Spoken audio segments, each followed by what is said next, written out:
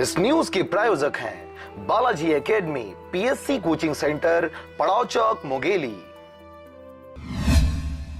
विकास यात्रा के तहत प्रदेश के मुख्यमंत्री doctor Raman Singh road show के जरिए मुंगेली पहुंचे, जहां उन्होंने सभा को संबोधित कर करोड़ों की सौगात मुंगेली वासियों को दिया। रात्रि विश्राम के पश्चात स्थानीय सर्किट हाउस में प्रेस वार्ता कर पत्रकारों से मुखातिब हुए और विभिन्न मुद्दों पर जानकारी दी। पत्रकारों से बातचीत के दौरान मुख्यमंत्री ने कहा कि 2012 में जिला बनने के बाद यहां पर करोड़ों रुपए के विकास कार्य हुआ है। यही वजह है कि यहां की आम जनता को अपने मूलभूत सुविधाओं के लिए अब तक भटकना नहीं पड़ रहा है। वहीं किसानों के लिए भी कई योजनाएं चलाई जा रही हैं, जिसका लाभ लेकर किसानों के जीवन में भी बेहतर परिवर्तन देखने को मिल रहा है। वहीं किसानों के लिए भी कई योजनाएं चलाई जा रही हैं, जिसका लाभ लेकर किसानों के जीवन में भी बेहतर परिवर्तन देखने को मिला है। मुंगेली ने करवट बदली 2012 में जिला निर्माण के बाद।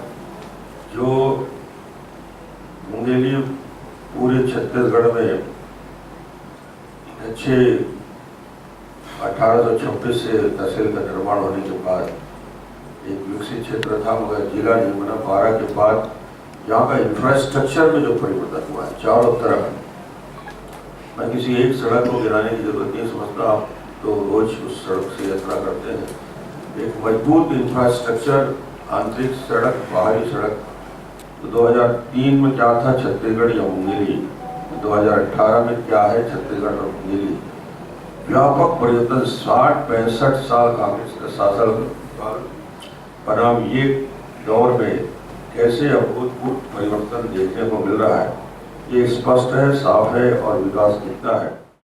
वहीं पत्रकारों से चर्चा करते हुए सीएम ने बताया कि शिक्षा कर्मियों के संविलियन की मांग पर हमारे द्वारा हाई पावर कमेटी का गठन किया गया है, जिनके द्वारा आने वाले 5 जून को अपनी रिपोर्ट सौंपेंगे, जिसके बाद इस मामले में महत्वपूर्ण फैसला लिया जाएगा। अभी मैं यात्रा में हूँ, मैंने उनसे यही कहा है कि अभी 5 तारीख को मैंने चीफ सेक्रेटरी से कहा है अपनी रिपोर्ट प्रस्तुत कर दें, फिर एक बार हम बैठ के उस पर विचार करेंगे।